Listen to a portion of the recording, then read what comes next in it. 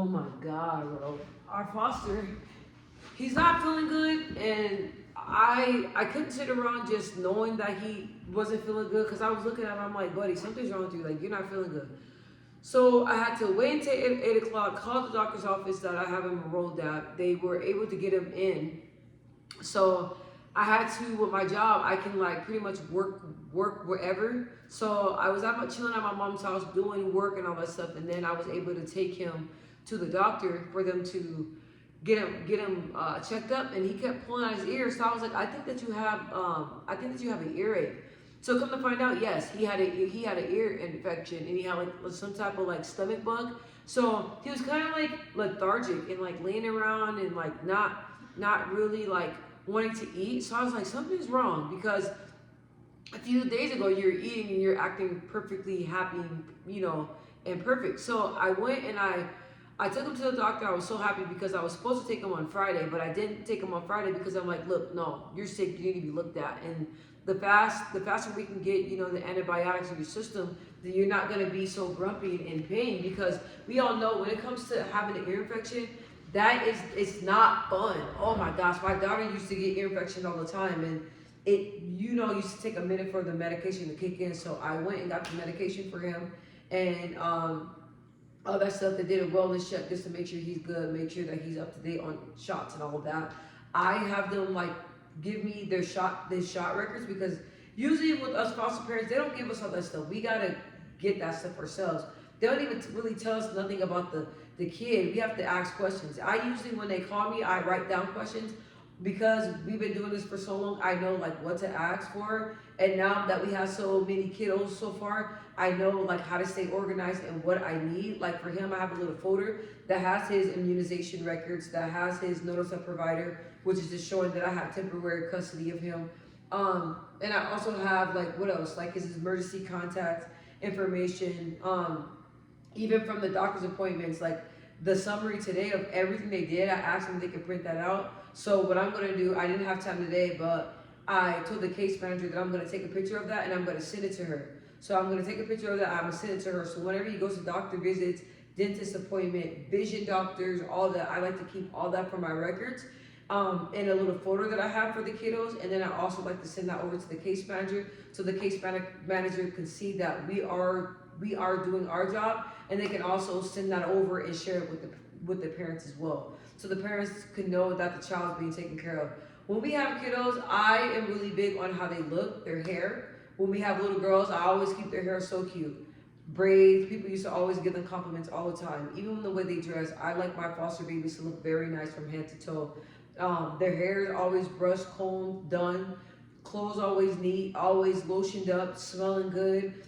I be have putting some good products in their hair, oiling them down and everything, because I like them to look presentable. With my daughter, I like my daughter to look presentable. So I expect the same for my foster babies. I want them to look the same, well put together. When I walk out the house and I put makeup on, I look well put together. So all my kiddos, I want them all to look like that. So any kiddo that's in my care, they're gonna look like they're being taken care of, and they are gonna be taken care of, because that's very important to me, as far as making their doctor's appointment, getting them, making sure they have behavioral health in place, speech therapy, feeding therapy, occupational therapy, having a respite if they need a respite provider, a babysitter, a certified babysitter with certifications, like all that other stuff. Like I like to make sure that I am doing my job, and I like to make sure that they are being taken care of, all the way from, physical appearance all the way to behavior and, mental health. So today I was doing a lot of running around, and I was not going to stop, because I do not like seeing when a child is in pain. Any of my babies and my foster babies, I call them my babies. I do not like seeing them in pain.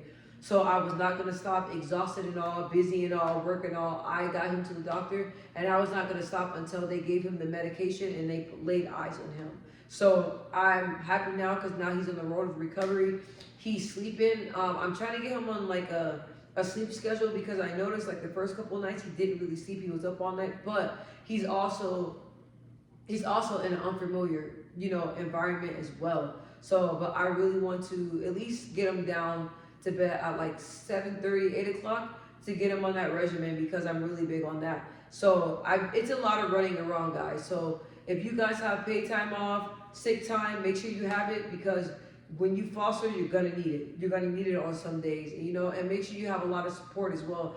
I have a lot of support. My mom helps me out, and then also my husband's mom, she's gonna be babysitting and helping me out because I want somebody to come in here that I trust, and I'd rather pay her and have her help than to have strangers come in here because you have babysitters that are charging $24 an hour, don't even have a fingerprints clearance card, don't even have nothing to show the certifications to show that they are qualified, but they want $24 an hour, and I don't know you, and I don't know your work, and I don't have references. Like, it's different now. When I was babysitting, it was totally different. But yeah, I'm really, really tired, and I got used to it just being my daughter and I, so I wasn't doing all this running around. So now I'm running around. But now that he's back feeling well, I'm pretty sure that it's gonna be not all that running around. I'm hoping I have to go to the store, you know, get him diapers, get him sippy cups, and get him a bottle. I only give him a bottle at night, but during the day, sippy cups. Making sure I have the correct snacks that he wants, making sure he has blankets, toys, and all of that stuff. Because once he stopped fostering, I got rid of everything. So I don't have everything. Before I had everything, all the way from 0 months all the way to 3T for the kiddos, boys and girls. I had it all. So that way, whenever the kiddos come, they already have clothes and everything, bottles, brand new bottles, all that stuff. So it is very busy.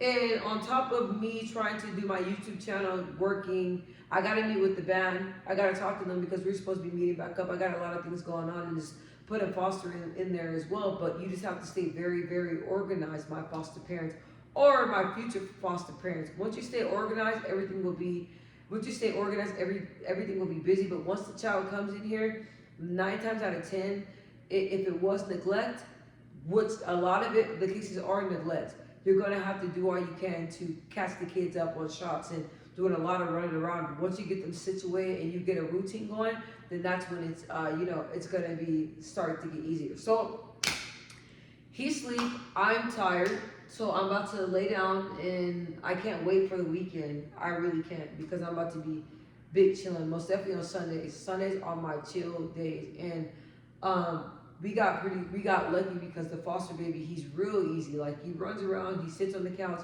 he loves to watch TV like he's a little man. Like, he's very, very, very smart, knows how to pick up his toys, feed himself, and if something's wrong with him, he would do his best to communicate and let that know. So let you know. So I feel like it's a perfect fit. And when they call us about kiddos, I'm really particular on who we pick, and you have to be.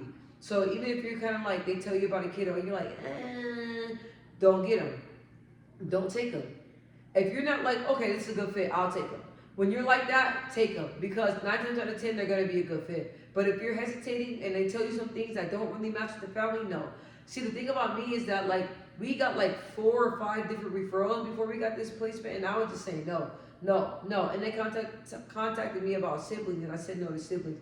Because we're just getting back into it. So I want to take my time. I don't want to be overwhelmed. So we got our kiddo perfect fit. So you have to know exactly what type of child you want, the age range, the gender, even the race. You know, what behaviors you want to deal with, what behaviors you don't want to deal with. You know, do you want a child that has ADD, ADHD, that's autistic, nonverbal, high functioning, autistic but high functioning, low functioning. Like, you have to consider what do you want in your home. And I feel like when you're working full time, you have to be particular because you have a full time job. So I feel like if you're a full time foster parent, you have more wiggle room to bring in kiddos that have behavioral health issues or more complex or sick because you have the time. I don't have a time like that. I have a full time job Monday through Friday, 8 to 5. So I have to consider that. So when a kiddo comes in, I have to make sure it's a good fit. I have to make sure that it works with not only myself but my daughter as well. So because I want to bring children in here that she feels comfortable with. So yeah, guys, I just want to tell y'all what fostering got me like right now. But I'm blessed in our placement. He's so cute and so loving. So which I don't think, hearing from the case, I don't believe he's going to be here for a long time. But while he's here, we're gonna just make the best for him and just make it easy because he is having a tough time because he is really close with his dad and he misses his dad and his dad had him full time. So I love you guys. I'm about to go lay down and get some rest because I got to do it all again tomorrow. So once again, I just thank God that we're back fostering and that we're back doing it because it's just a beautiful thing to be able to give these kids something that they don't have. And I love knowing that these children, when they come in here, our house is very clean, very nurturing, very full of love, full of God, all that stuff. When they come in here, you know, my grandmother loves praying for the kids. I let her lay hands on the kids, pray over them.